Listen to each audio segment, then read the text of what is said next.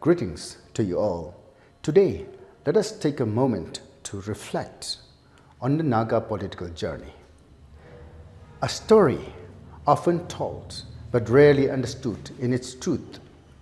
Many accounts have appeared in journals and social media. Some are confusing, others have been deliberately manipulated by individuals attempting to distort and sabotage the genuine struggle of the Nagas. In the next few minutes, let us look into the insights of the true visionaries who sacrificed their lives for Naga independence and who stood firm for the cause and who betrayed it along the way. For nearly 75 years, countless Nagas have laid down their lives for freedom. Villages were burned to the ground. Women were harassed, assaulted, and even raped. Many freedom fighters were captured, tortured, and killed without mercy.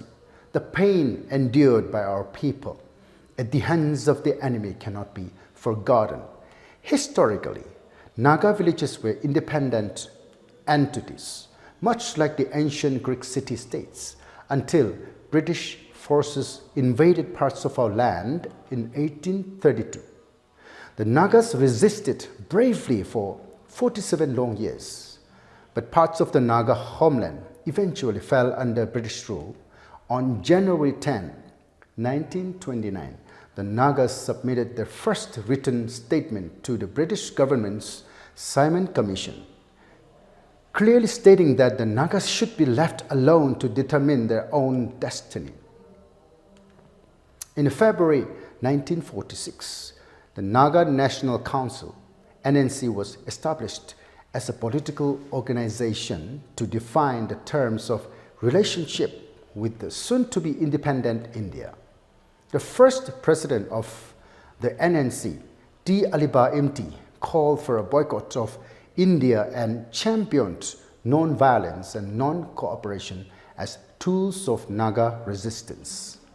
Realizing that the British were preparing to leave Nagaland under the authority of a new Indian Union, the Nagas declared their independence on August 14, 1947, a day before India's independence.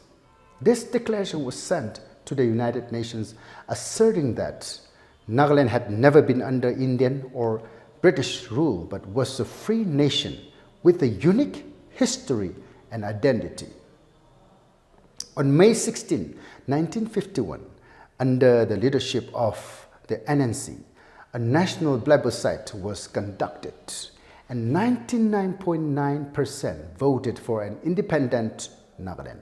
When India held its first general election in 1952, the Nagas boycotted it, reaffirming that Nagaland was not a part of India. In 1956, over 100,000 Indian soldiers were deployed to the Naga Hills. 2 years later, the Armed Forces Special Powers Act 1958 was enacted, a draconian law granting the military unrestricted power to search, arrest, and even kill on mere suspicion. Over 200,000 Nagas were killed, tortured, raped, or maimed, and entire villages were burned. During India's emergency, 1975-77, under Prime Minister Indira Gandhi, many Naga leaders and activists were arrested and imprisoned. Amid this turmoil, the Shillong Accord was signed on November 11, 1975, between the representatives of the underground Naga organization and the government of India.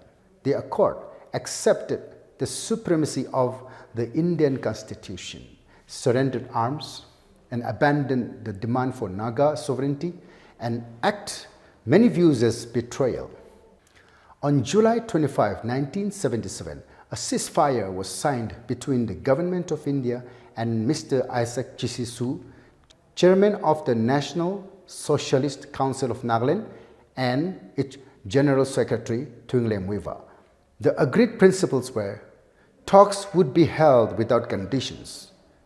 Talks would be at the highest political level, prime ministerial. Talks would be conducted in a third neutral country. Subsequent negotiations were held in Geneva, Zurich, Amsterdam, Paris, Bangkok, Chiang Mai, Osaka, Kuala Lumpur, and Vienna. After decades of dialogue, on July 11, 2002, the Government of India formally recognized the unique history and situation of the Nagas. Meanwhile, another faction, the NSNK, led by SS Kaplang, entered separate peace talks with the Indian government in 2001. The NSN had earlier split in 1988 due to ideological and leadership differences. The creation of Nagaland state under the 16-point agreement fell short of Naga aspirations. True Naga self-determination remained elusive, as Nagas inhabit territories across Manipur, Nagaland, Assam, Arunachal Pradesh, and Myanmar, totaling over 3.5 million people. The Naga struggle, therefore, continues for integration of all Naga inhabited lands. The Framework Agreement and Hope for the Future. On August 3, 2015, the Agreement was signed between the Government of India and NSNIM, reaffirming Nagaland's unity, history, and identity. This agreement laid the foundation for an honorable negotiated settlement, recognizing that sovereignty lies with the people, symbolized through the Naga national flag and constitution. Yet, despite the many agreements, the 1947 Declaration, the 1951 plebiscite, the 1960 16-point agreement, the 1975 Shillong Accords, and the 2015 Framework Agreement, the Naga people remained divided. Instead of unity, political differences continued to fragment the movement. Jawaharlal Nehru's policies deepened this division. The Treaty of Yandabo, if we look back at the history, in 1826 and the 1937 separation of Burma from British India's artificial boundaries that divided Naga territories. When India 1947 and Burma 1948 gained independence, these boundaries were retained without consulting the Nagas.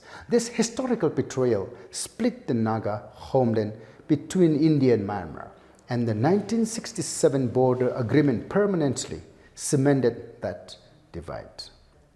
The Naga national struggle has always been rooted in faith in Christ.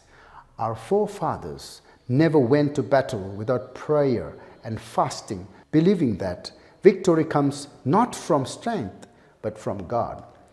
As Atokilonsa Twinglem Weaver said, any national worker or Naga who violates or betrays the spirit of the Framework Agreement, denying the Naga flag and constitution, shall be deemed a traitor to Nagalim and the Naga people. And as Deputy Atokilonsa V.S. Adem said, Naga freedom does not begin with Twinglem Weaver, nor does it end with V.S. Adem. When Weaver returned home after 52 years of exile, thousands gathered in Ukhrul and Senapati, not because they were told to, but because the spirit of Naga nationalism remains alive. One day, all Nagas from Nagaland, Manipur, Assam, Arunachal Pradesh, and Myanmar will rise as a free and united nation under one flag and one constitution. Gugnalim.